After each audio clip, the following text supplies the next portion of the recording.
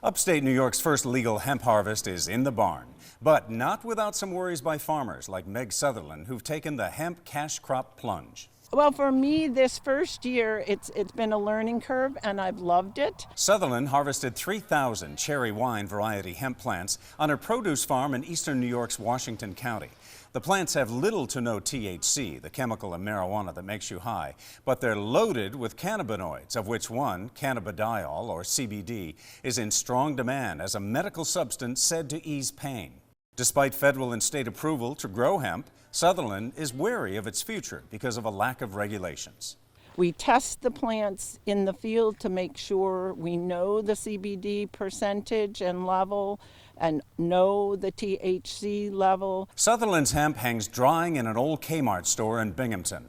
Her buyer and advisor is a Binghamton hemp entrepreneur, Kaylin Castetter, supervising the processing and extraction of the hemp cannabinoids for use in CBD oils for sale at a growing number of retail shops throughout the state. How are we going to test it? How are we going to differentiate from more controlled avenues, say the medical and then eventually adult use cannabis, and not over-regulate the hemp industry? Castetter recently attended New York Cannabis Insider Live, an Albany conference where people from all over the state are learning to get into the burgeoning multi-billion-dollar hemp industry. Some hoping to move into marijuana too, if it's legalized in New York. Their first objective, says cannabis law specialist Rob DePisa, is to get their business plan organized. I'd say the biggest challenge and the most common legal advice I give to people is to get their corporate entities in order, get their banking in order, and find real estate. Despite the growth, state and federal laws are still holding up the progress of hemp.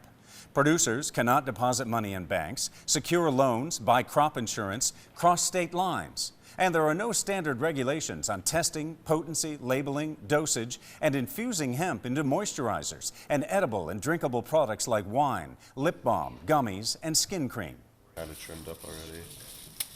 But they're coming. The state has so much confidence in hemp that it certified the first Cannabis 101 college course for students at SUNY Morrisville, just now wrapping up their first semester growing and harvesting a plant that would have gotten them arrested a year ago. I came to Morrisville with the hopes that New York was going to be moving forward with hemp and cannabis cultivation in general, and the timing was absolutely perfect. Their professor is Kelly Hennigan, who along with the school's horticulture department helped organize the state's first college course in cannabis. Some of the people that are in this class are much more concerned with the chemical properties of the cannabis plant. Some of the others want to be growers. Some of the others want to work in sales. Some of the others have plant science aspirations, breeding, tissue culture, stuff like that. Like the hundreds of New Yorkers who've already obtained hemp growing licenses, the Morrisville students are waiting to see how the new regulations allow them to move forward as growers, chemists, analytical testers, and in sales, marketing, and finance. Senator Schumer has advocated FDA guidelines on hemp, which would inspire Governor Cuomo to finally sign the hemp extract bill into law. I'm waiting, just like everybody else here, is to see how the laws are written so that we can look and see where our opportunities will be.